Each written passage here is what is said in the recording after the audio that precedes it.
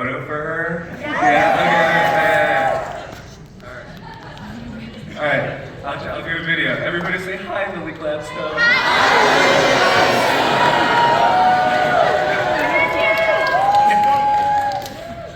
All right, thank you.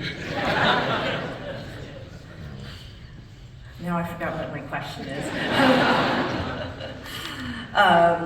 Well, I want to congratulate you all. I mean, obviously, the audience loved this film, and it played through the roof, as I thought it would.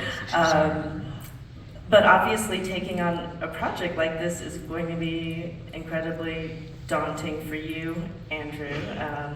I'm curious, like, how I know that you co-wrote the script with James Schamus, who also wrote the original Wedding Banquet.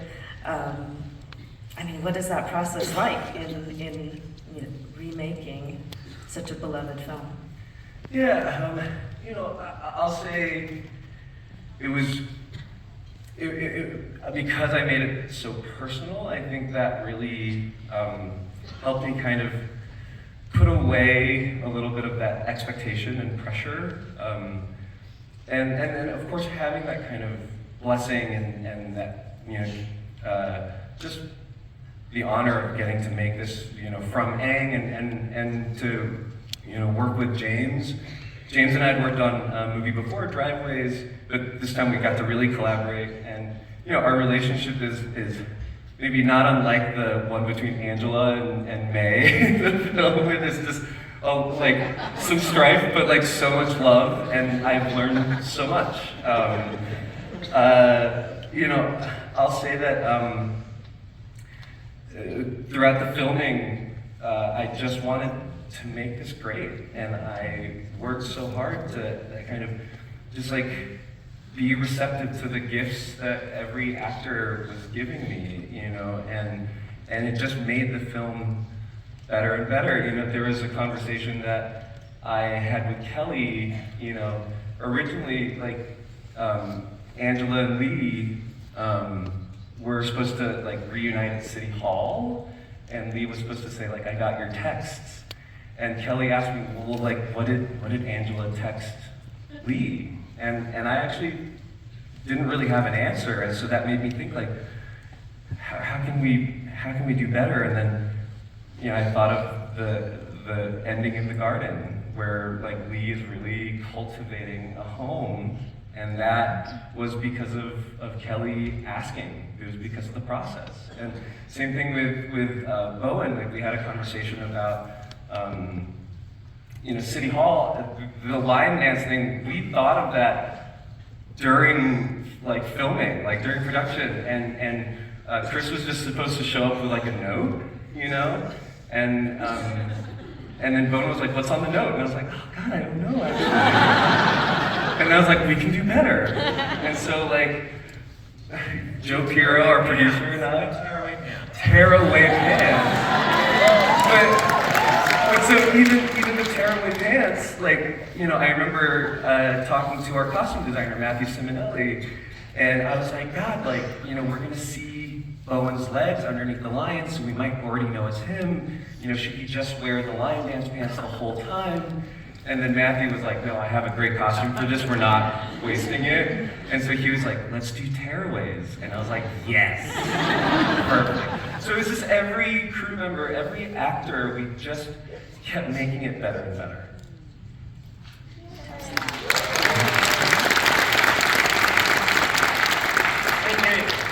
You've assembled an incredible cast. And I would love, since they are here today, I would love to hear more from them about how they approach these characters and what drew them to this project. Bowen, you start. I really loved how balanced of a flavor profile this movie is. I feel like, you really get everything, not like only genre-wise, but also in terms of these relationships. I feel like this is all a beautifully woven braid between all these like one-on-one dynamics.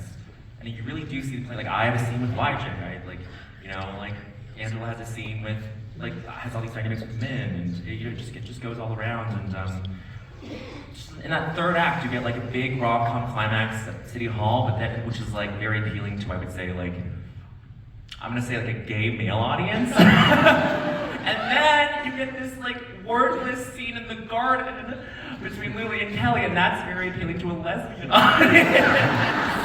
And it's like it's all perfectly balanced. Like this whole movie is so perfectly balanced, and I just working with Andrew before, I know that he leans on his department so beautifully. Like in order to create that balance, he has to just distribute that creative decision making super evenly as well, and it was such an easy yes.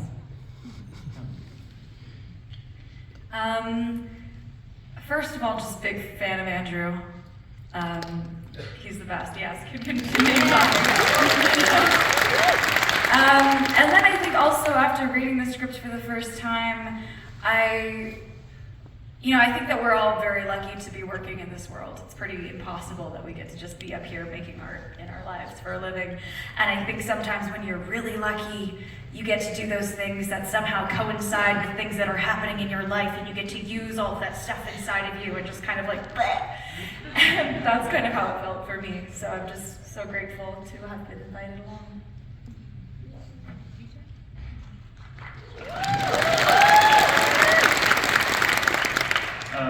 First of all, I really thank Andrew for this because I actually had to, I had to audition this actually, so, because it's the first time I'm filming in English. It's the first time I'm acting in English. And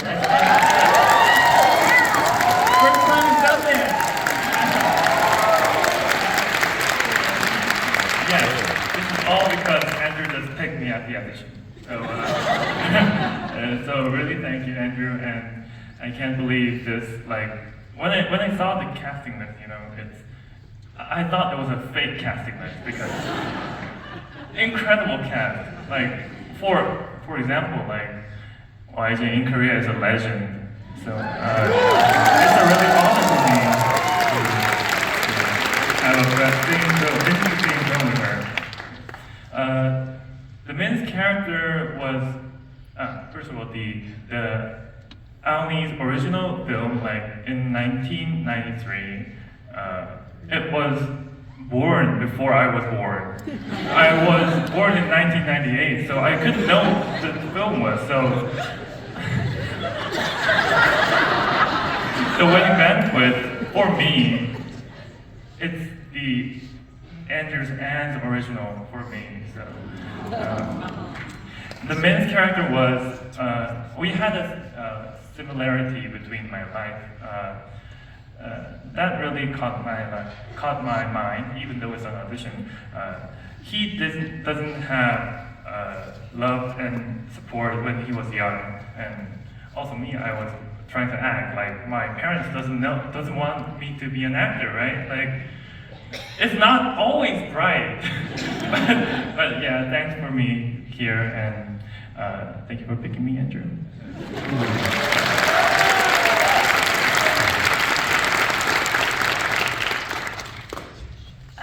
So for me, I really just fell in love with the script. And I think it was James Schamus who first sent me the script, and I read it and I said, here, I am in. And then I, of course, have to convince Andrew. And he, and by that time I already know that Bowen is in it, Kelly is in it, YJ is in it. And I know it'll be a great ensemble cast with a great script. And I love our chosen family as what this film was all about. It's a different kind of mother. I don't think I've played a mother like that. And it's somewhat opposite of my own life.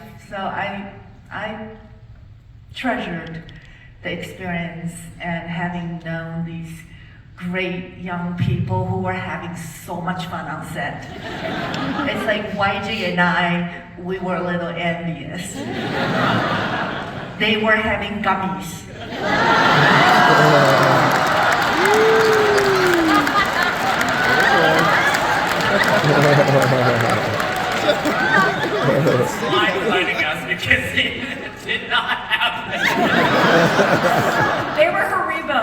a rainbow gummy. And because Joan heard us laugh, she assumed they were edible. It was a big bowl of gummy that was set up by the person who was caring for all the cast. And I said, oh yeah, I'd like to have some gummies. He said, oh, Joan, this is not for you. And he turned and walked their direction, and then I heard all these giggling, laughing, and okay, whatever that is.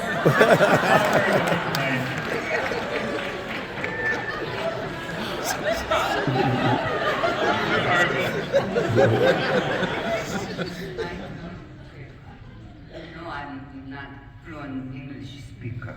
Well, how I became part of this project, well, I always have a naughty answer. Mine was because last time I was here, that was my first time to be in Sundance with an independent movie, The Minari.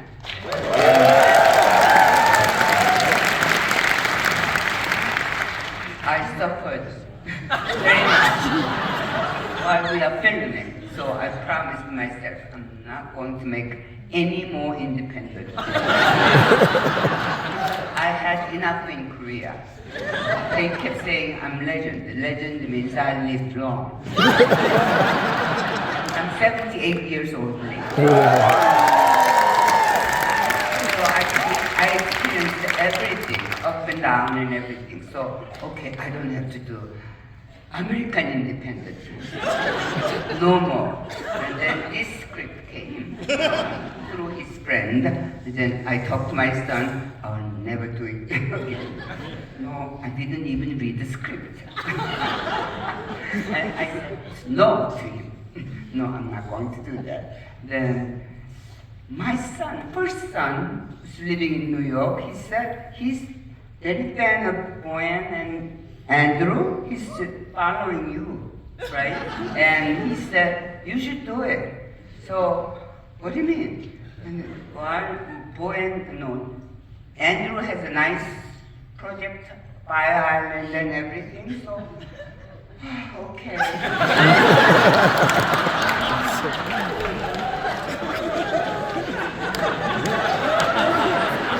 Bowen Yang is very good actor through SNL. I used to like SNL, that's why he's mine. Okay, I will do it. Here I come. So nice.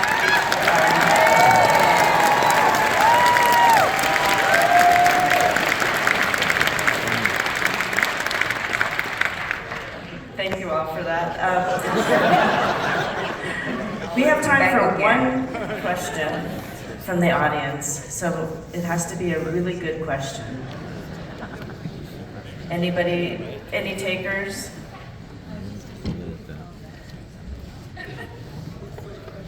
Right here. I wanted to hear from you all about just being on a very queer set, making a very queer film, and like chosen family is a wonderful thing. It kind of like a tagline when you hear it over and over again, but I wanted to hear about what that meant in the process of like creative and artistic collaboration in the safe space. Well, one of the first sort of incredible things that happened with this film was that there were just these, I'm gonna say like transcendent connections that felt familial anyway. Like Lily has this story, and I'm gonna do a total disservice to this, but she reached out when she was attached and was like, my mom says that you're her son. And I was like, haha, that's so cute. But apparently she just had this like stirring and quickening in her when she like saw me, and she was like, no, that's like, she turned to Lily, she was like, that's your son, that's your star brother. She's a rainbow child, we're rainbow siblings. I think I might be totally butchering this concept, but like, there was just this like immediate familial connection to begin with, and then just as soon as things came together, and as soon as we started production, and even just in talking with Andrew Pree, like, immediate trust. I feel like these were incredible pushes and pulls that I think were the underpinning for the fact that like it felt so unoccurrent. It didn't occur to me that we were walking onto this queer set every day, but then the comfort that kind of settled in, especially towards the end, it was just the most seamlessly run set. I mean, there were stressful days, but it was so beautiful. We would watch couples therapy on Showtime as a cast, and would dissect all these relationship dynamics together, and that was like, it accelerated our bonding, and like, it just all kind of glued us together in a way that like transcended even what Andrew kind of was able to give to us as a director. I have to add, low budget helps.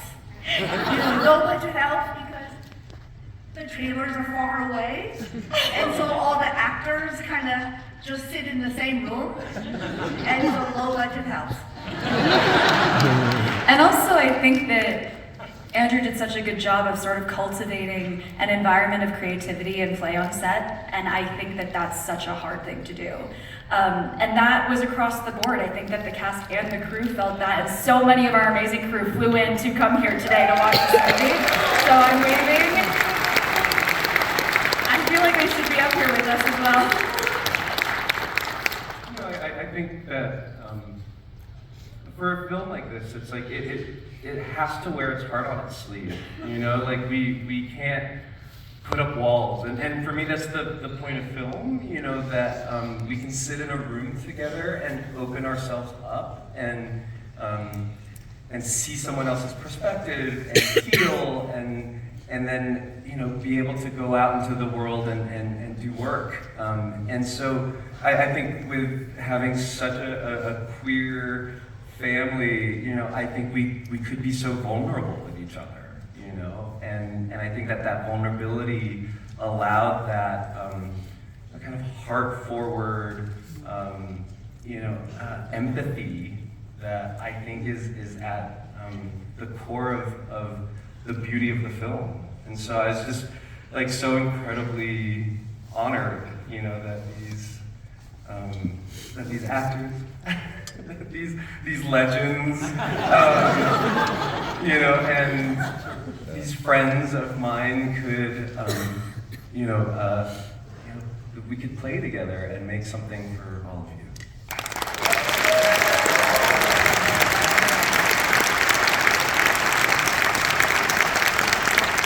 Thank you all so much.